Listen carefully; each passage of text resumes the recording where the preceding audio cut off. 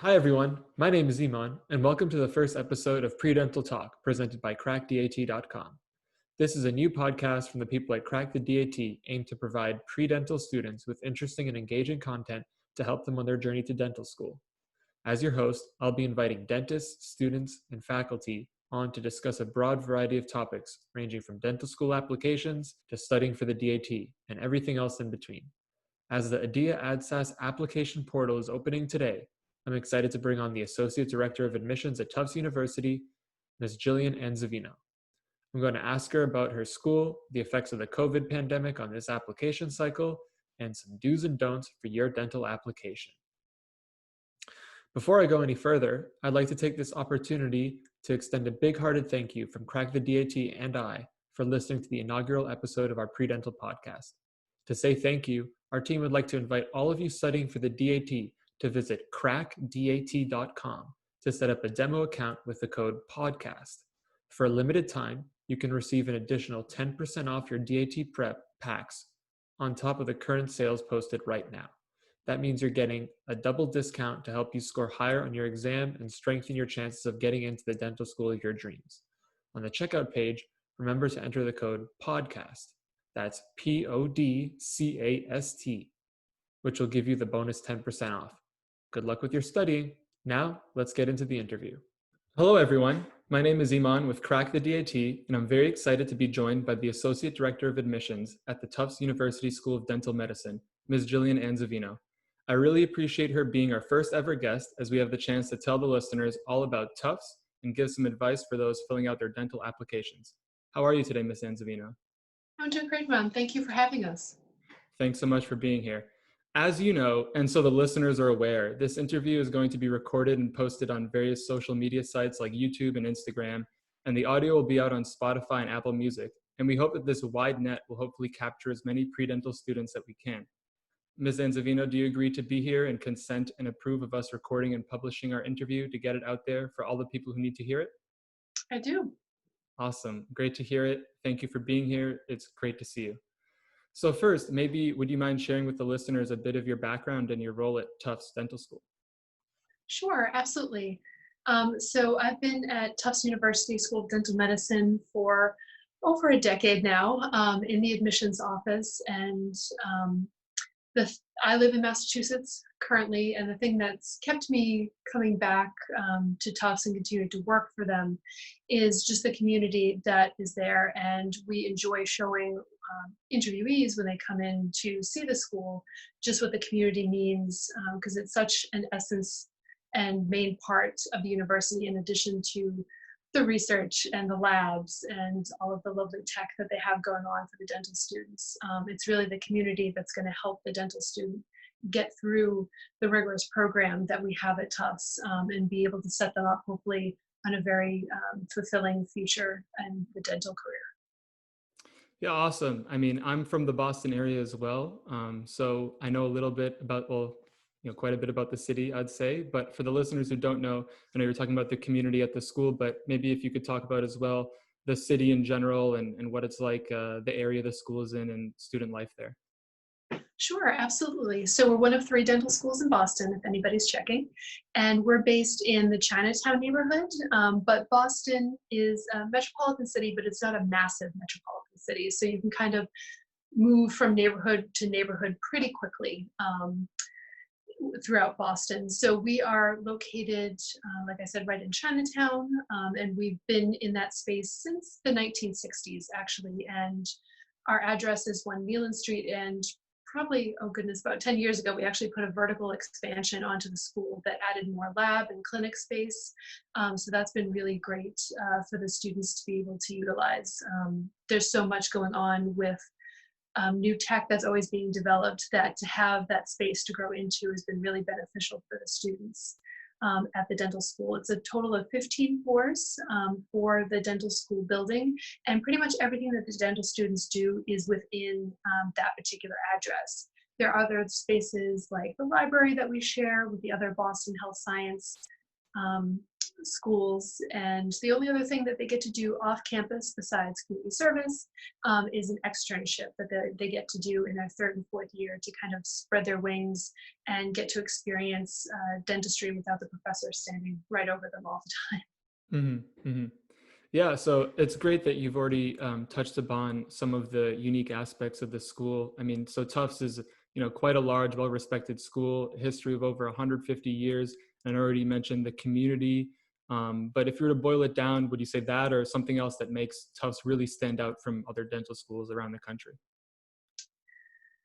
Um, Honestly, I have not seen very many other dental schools, but what our students that accept our offers and end up matriculating into the class, I think the number one thing that is kind of a thread throughout all of them is the community. When they come to interview, they find people that they connect with, they find supportive faculty members, in addition to the CAD/CAM technology and the digital radiography that's running throughout the school.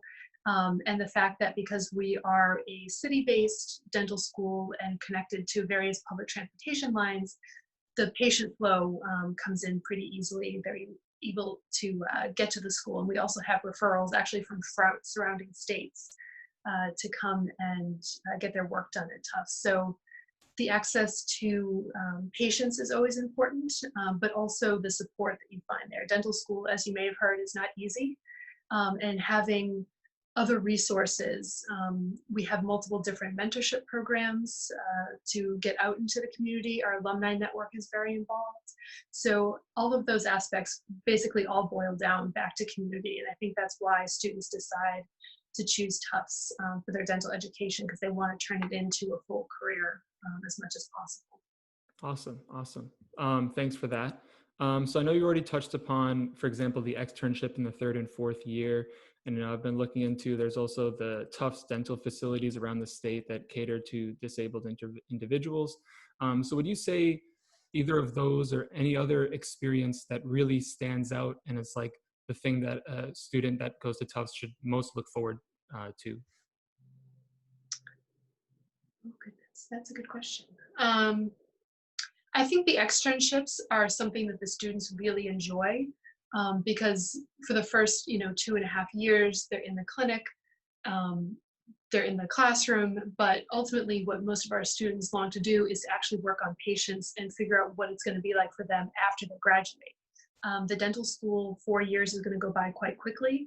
So externship, there's probably over 30 sites around the country. There's also some international sites as well. Um, and it's a chance for them to take the training wheels off. They still have support there, but they're able to work on maybe patient populations because they're all in underserved areas that they might not normally see coming into the school, or an area of the country that they aren't familiar with. Sometimes our students are using externship as a chance to go back to their home state, get used to the laws and health insurance regulations that impact the patient base there. So it's a chance for them to go back. Usually about 70 to 80% of our incoming class is from outside the New England area, actually. Hmm. Okay. So for the externship, do students typically, it's like an individual thing, each one goes off in their own direction, or are there ever groups of students that go to same practices? It's a little bit of both. There are some larger sites that will accommodate, maybe 3 or 4 of our students at a time. There's also some larger sites that accommodate, I believe, dental students from different schools at the same Mm, time. I know one of the most popular ones is out in Arizona on an Indian reservation. okay. That's really usually a unique community of patients to be able to get to interact with. But they're, like I said, they're all in underserved areas. So some of them are much closer to Boston, like in Dorchester or some of the surrounding neighborhoods, because we have underserved all over the place. And that's a chance for our students to interact specifically with that community. Great. Awesome. Well, thank you so much for answering the questions about Tufts. Now, if you don't mind, I might switch gears a little bit towards the application cycle and everything going on. Sure. So, I mean, as you know, right now with the COVID pandemic, a lot of things are changing. Schools have to be flexible. So I thought I'd just start off by asking you how Tufts and your admissions office in particular has been adapting to the situation. Sure. Well, I feel like there's a lot more emails coming in about everything because everything is so fluid. What happened and what is right for this month might change next month. So we're encouraging students and pre-applicants to take a look at our website to make sure that they have the most up-to-date information. But generally speaking, the application process is a long one.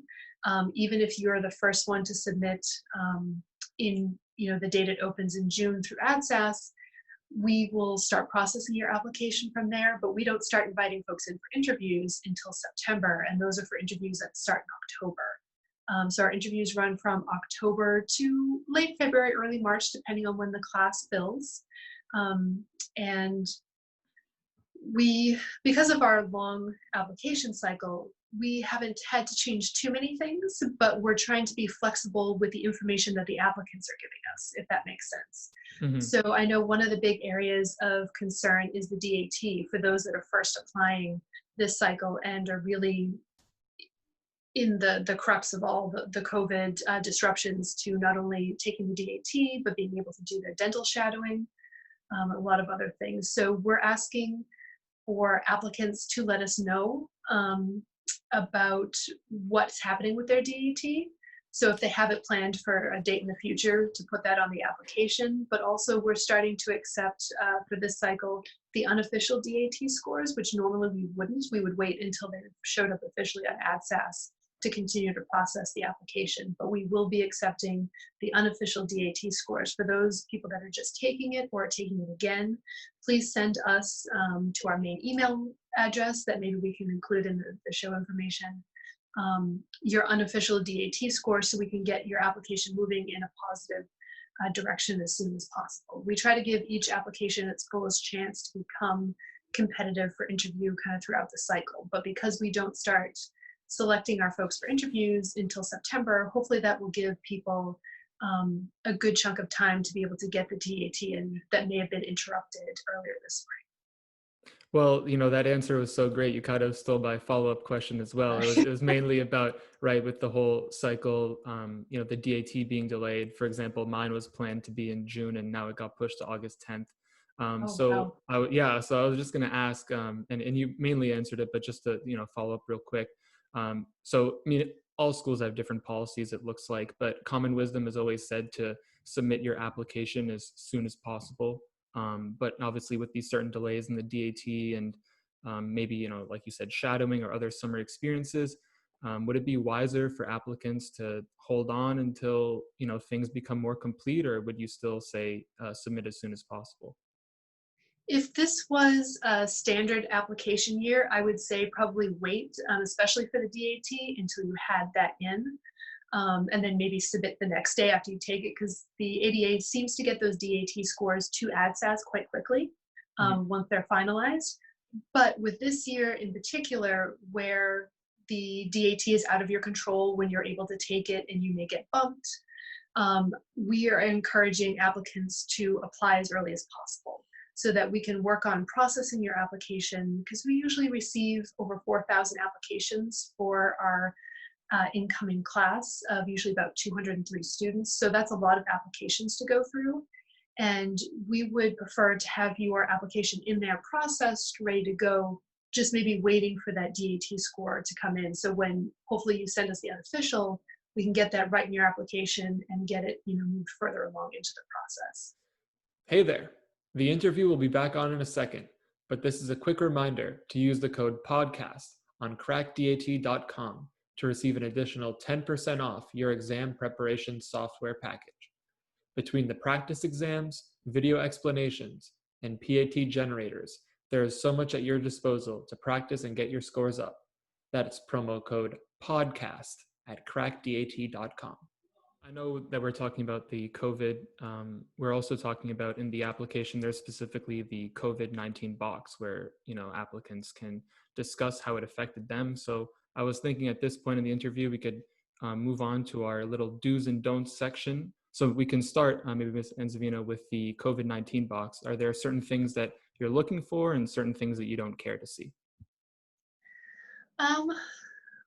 So it's obviously a new section of the access, and it's something that I think will be really helpful there's a couple different areas that are part of the standard ADSAS application that you can kind of tell us a little bit more about your background, just to kind of fill in the holes, because obviously your GPA and your DAT scores are not you.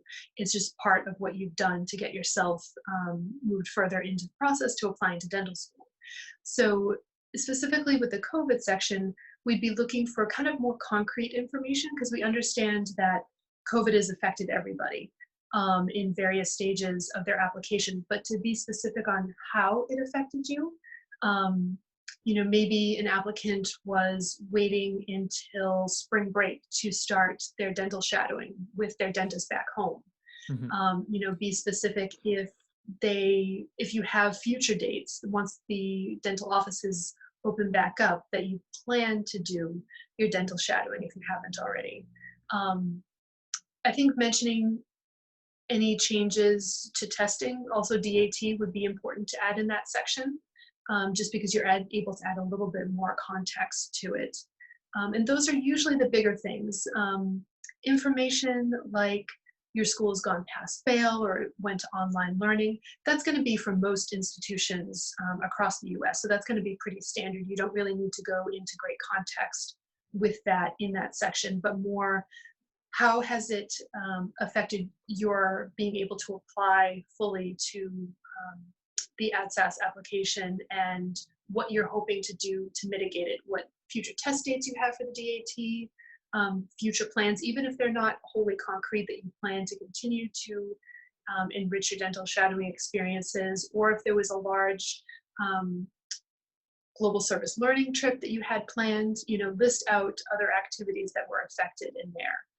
So like you said, there's so many things that people can comment on, and in order to prioritize, perhaps, should we be putting certain things first, or is there something that's more important than the others to discuss, or is it more of a holistic thing?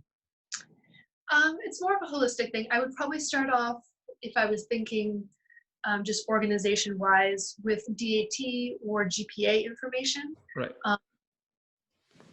Sometimes people will still be able to remain in school, but if you had to withdraw from school, you'd want to go a little bit more deeper into depth with that. So probably start off with those two areas, and then move into dental experience would probably be the next most important, and then other community service and volunteering activities probably after that. And just make sure that you're not repetitive throughout the process. So there is a spot on the ADSAS application to list a future DAT point. I would still put that in both places, in the question about COVID and in the DAT, but don't mention, things you've mentioned in the COVID-19 situation with maybe the question regarding disadvantage status, because it's just repetitive at that point. And we're looking specifically for COVID-19 related situation where the disadvantaged or other obstacles you may have overcome in your life, that would be another section to kind of focus on that. I know previously we were talking about how these certain sections can kind of fill in the gaps besides your GPA and your DAT score, and perhaps no section is more important than the personal statement. So I was hoping to now switch gears and talk about personal statement do's and don'ts for the students listening. So I think a do is to, usually when I'm talking to pre-dental students, the best piece of advice I can give about the personal statement is just to geek out on the page. Tell us everything you want to do with your future dental career, why you're excited about it, what you've done to prepare. And some of the don'ts would be to not have somebody else proofread it. That's really important. And I know it's simplistic, but it's a big glaring error if we see spelling mistakes and punctuation that's out of place, because this is a very important chance for us to meet you specifically in writing. And also another don't would probably be to reiterate other parts of your application, like your GPA. We already know what that is. And maybe going into the COVID too much, because that's already a section that we can already focus on in another part of your application. So really, if you handed your personal essay to somebody that didn't know why you wanted to go into dentistry, maybe a brother or sister or an aunt that you haven't talked to in a while, and if they can read your personal essay and understand why you want to become a dentist, that's a solid essay. But we also, with that many applications, things tend to get repetitive. So make sure that it's personal and it's about you and your journey, as opposed to maybe the standard um, answers that may come in through the essay that are kind of just out there as general topics to talk about. Bringing it back to yourself personally is always the best thing. And those are usually the applications we're most excited about, because we feel like we get to know you. And then when we meet you for interview, it confirms, all the positives that are already in your application for the most part. In terms of the personal statement, I know that when you're talking about your personal journey, it's often helpful to have a theme. Is this something that we should be like explicitly stating in the first paragraph, or is this something that, like you said, when somebody else reads it, they'll be able to know from reading it? You can state it. I think it's better if it comes out throughout the essay, Hmm. that we understand, your journey to dentistry. And every essay is going to be different. You had mentioned the holistic approach, and that's definitely that something that comes into context, and that the personal statement helps us understand. So if somebody that just decided last semester that they wanted to become a dentist, the light bulb just went on, their essay we would expect to look a little bit different than somebody who said that, dentistry has been their passion since they were in high school. Hmm. So we would look for, just different depth in areas of the personal essay, but it doesn't need to be, very direct to say, I want to be a dentist, and these are the 5 reasons why. Right. Um, you could write that, but that doesn't usually tell us as much about your personal journey. So how you intertwine your personal journey to reach dentistry, um, and your story and what makes you uniquely you. It's a little bit of an art, to be Hmm. honest, as opposed to specific guidelines. But usually having other people, being confident and having other people read it and understand that is usually a good stepping stone to making sure that we understand what you're talking about and your story directly. So another section where you're able to add more information about yourself are the achievements section and Mhm. the. So I wrote admissions, but I don't think it's admissions actually. It's achievements and And awards, maybe? yeah. Are there just like any do's and don'ts, any things that students should be making sure they do, and things that a student should not do in that section? Usually it's more don'ts that I'm thinking of for that particular section. Hmm. Unless it was a very large award, um, I wouldn't mention anything from high school. Okay. We're usually focused on your undergraduate years, postgraduate, those sorts of things when we're looking at awards. Um, Usually what we see in that section are sometimes Fulbright scholarships if they happen to be lucky enough to receive one of those, or they were on the dean's list, things like that, that we can't necessarily tell from how ADSAS breaks down your um, transcript in the application itself. So I would say focus more on big things in that area. Um, and if you happen to be elected to be president of your fraternity or a particular group in undergrad, I would include that under your extracurricular activities, because you can go more in depth into what you did with that position and how you took on that leadership, as opposed to just listing that you're president of such and such a group. Further down below in that other section would be a better place to list it. Specifically, for example, students who've done research, I noticed that there are sections where you can detail your research experience. But if you had a publication, for example, would that be something that you put under your research description, or would that be considered to be an award? We would expect to see that under the research section, Hmm. um, unless it maybe won an award, for writing or for research, or if you presented it at a collegiate or other competition, then I could see putting it in the awards or achievement section. It's certainly an achievement, but we would expect to see that under the research section. Okay, awesome. Thanks for answering that follow-up. That was a little bit of a personal one I had to throw in there. But awesome. So as we're starting to wrap things up, maybe just overall at the application, are there certain red flags that you know of, and then what leaves a really good impression? Sure. Um, so some red flags besides the traditional spelling and things like that are overinflating hours in activities that can lead us to question some things. We prefer to see fewer amount of extracurricular dental experience and volunteering activities for a larger amount of hours so that you have a solid impact in those areas and really we're able to grow and explore as opposed to hopping around to a bunch of different things maybe for 5 hours each, even if they're very worthwhile. We prefer to see you kind of applicants in a more stable position or organization for a longer amount of time. Um, so, and we're talking about what would leave a lasting impression. Um, Feeling like we know the applicant after we finish reading the application. Sometimes it comes from your personal essay. Sometimes it comes from letters of recommendation. So choosing people that know you well to be able to write that information is really important because the more invested the letter writer, the recommender is in you, and the more confidence you have in yourself, the more that's going to come through in the application. At Tufts specifically, we're looking to add more students like we already have in our community. They are able to really get involved in the community itself. They work really well in groups, and we need more people that are able to learn collaboratively. Tufts has, because we're part of the university system, has a lot of really great opportunities for students to get involved with people from other schools.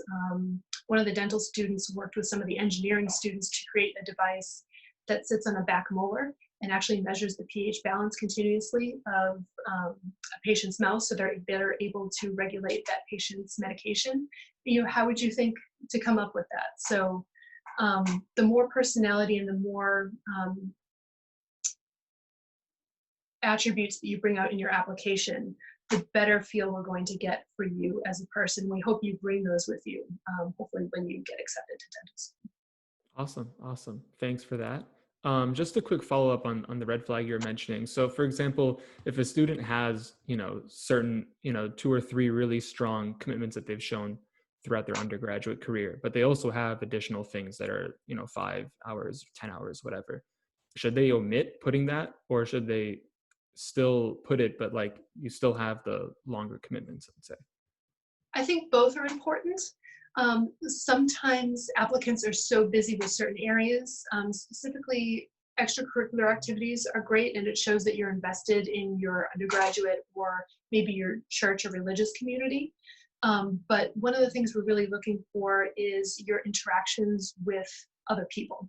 So those are usually the ones that we focus on both in your dental experience and your volunteering or community service specifically. So it's great if you created flyers for a nonprofit, or we're running 5K races to raise money for cancer and other really great causes. Those are all amazing. But we're looking more for your person-to-person interaction because we need people to be really comfortable with that. Especially at Tufts, you start entering into the clinic pretty early, getting to meet patients, not working on them first day, but getting to meet them and get comfortable with the clinic. So we need incoming applicants that are really comfortable with their personal skills and have those pretty well fine-tuned. So one little piece that I'd like to add in kind of a do for the other extracurricular activities, let's say you are the president or high up in an organization, and there's the organization that does things at the collegiate level, that you do things for your undergraduate community, but also you do collections for a food bank, or you do screenings for diabetes, or whatever that extra thing might be in the public community. I would kind of make sure to parcel those out a little bit differently. So don't include the hours in both, but say, through this particular community, we also reached out to this, and this is how I was involved. Okay, great. Actually, yeah, that's actually something that I've been thinking about too, is that for example, if you're part of this club, and then through the club, you're also volunteering at a hospital, for example. So you would say like separate those two in terms of experiences. Yes, still list, the club name and the hours, but for the overall, but make sure you separate the hospital hours. If you do it every Saturday or every other Mhm. Saturday, kind of list those separately because it helps us better understand what you've done within the group. And also in that section, make sure not to get too lengthy, Mhm. but sometimes it can be very generic. And some people just put that they were maybe at a dental office for X amount of hours, but they didn't tell us, were you interacting with front desk staff? Were you able to sterilize? How involved were you able to get? So listing details is important, but just don't go too in depth because there's a lot of parts to your application. We want to make Right. sure we get. Right, of course. Great. So before we wrap things up, I thought, is there perhaps anything you'd like to say to the hopeful applicants to Tufts before we wrap things up here? Goodness, especially this year. I guess reach out to us if you have questions, you're concerned. We understand that there's a lot of things that are changing and this isn't a typical year for anybody. So we want to make sure that you know that we're supportive. So if things pop up, grades get changed around, especially with your fall coursework, make sure to email us and keep in communication. That's the best way that we can make sure that we have the most accurate picture of you. And we also will always put that into context with what's going on. But we need to know the information first to be able to consider Hmm. Okay. Well, great. It was really a pleasure to virtually meet you, Ms. Anzivino. Um, it. yeah, it was awesome. So thank you again for coming on the podcast and all the best. Hopefully talk to you soon. Absolutely. And good luck, everybody, with the ADSAS and the DAT. Big thank you to Ms. Anzivino for appearing on the podcast. If you, the listener, have any questions for me or the Crack the DAT team, or have any suggestions for future episodes, feel free to email me at podcasts@crackdat.com. That is podcast with an S, plural. Podcasts@crackdat.com. And don't forget to use the code PODCAST, singular, podcast, for an additional 10% off your next purchase at crackdat.com.